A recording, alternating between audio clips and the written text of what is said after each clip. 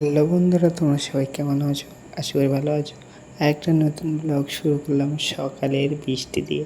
সকালবেলা বৃষ্টি হয়ে গিয়েছে এবং তারপরে আমরা দোকান ওপেন খুলে দিয়েছি পরিষ্কার করে। তারপরে চলে এসেছি চিকেনটাকে ভালোভাবে জলটাকে নিংড়ে নেওয়ার জন্য এবং নিংড়ে নিয়ে চিকেনটাকে প্লাস্টিকে ভরে ফ্রিজে তুলে ধরো। এখানে তোমাদেরকে আমি প্রথমেই বলে রেখেছি, আমি রেস্টুরেন্টের কাছে এসেছি এবং রেস্টুরেন্টের কাছে প্রথমে তোমাকে আমি রান্নাবান্না কিছু চাই না। প্রথমে তোমাকে লেবারগিরি করতে হবে এবং তারপরে আস্তে আস্তে রান্নাবান্না শিখলে তারপরে তোমাকে খাবার বানানোর দায়িত্ব দেওয়া হবে এবং সেটাই আমি করছি। প্রথমে আমি যেহেতু কাজ জানি না, তাই জন্য আমি যেটা বলছে সেটাই কাজ করছি এবং মাংসটাকে ভালোভাবে ধুয়ে নেওয়ার পরে তারপরে আমি চলে এসেছি পেঁয়াজটাকে নুন দিয়ে।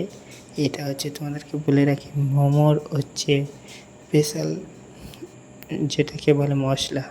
তারপরে আমি চলে আসি বটবটি কাটার জন্য এবং বটবটি কাটছিলাম এবং বটবটি কাটতে কাটতে আমার প্রথমে ছোটো একটা আঙুলে কেটে গিয়েছিলো এবং তারপরে আমি আস্তে আস্তে সাবধানে করে কাজ করছিলাম যাতে। এবং তোমাদেরকে বলে রাখি, রেস্টুরেন্টের কাছে যেহেতু স্যালাড এবং সবজি প্রায় কাটতে হয়, তার জন্য একটু সাবধানে কাজ করতে হয়। এবং তারপরে তোমাদেরকে চলে আসলাম একটা খুবই ইন্টারেস্টিং রেসিপি নিয়ে এবং যেহেতু রান্নাটা হচ্ছে গার্লিক চিকেন এবং তার একটা ভিডিও তোমাদের সামনে তুলে ধরলাম। এই ভিডিওটা আসলে তোমাদের ভালো লাগবে এবং ভিডিওটা দেখো কীভাবে গার্লিক চিকেন বানানো হয় এবং তার পদ্ধতি এবং গার্লিক চিকেনের যে টেস্টটা, সেটা খুবই একটা অসাধারণ টেস্ট এবং এই ভিডিওর মাধ্যমে সে তোমাদের তুলে ধরলাম।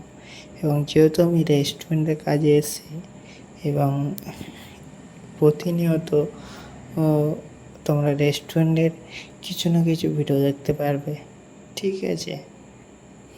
এবং যখন আমি বাড়িতে যাব ছুটিতে, তখন তোমরা অন্যান্য ব্লগ দেখতে পাবে। এবং এখন যেহেতু রেস্টুরেন্টের কাজে আছি, পার ডে এখন রেস্টুরেন্টের ব্লগে আসবে। আশা করি তোমরা এই বিষয়টা বুঝতে পেরেছো। এবং যে গার্লিক চিকেনের জন্য মশলা রেডি হয়ে গেছে এবং চিকেনটাকে কড়াই দিয়ে ভালোভাবে কষতে হয় এবং কষার জন্য কিছু সময় ওয়েট করতে হয় ভালোভাবে মশলাটাকে ফোটার জন্য। এবং এই যে মশলাটাকে টেস্ট আনার জন্য আমরা অনেক কিছু মেডিসিন ব্যবহার করে থাকি।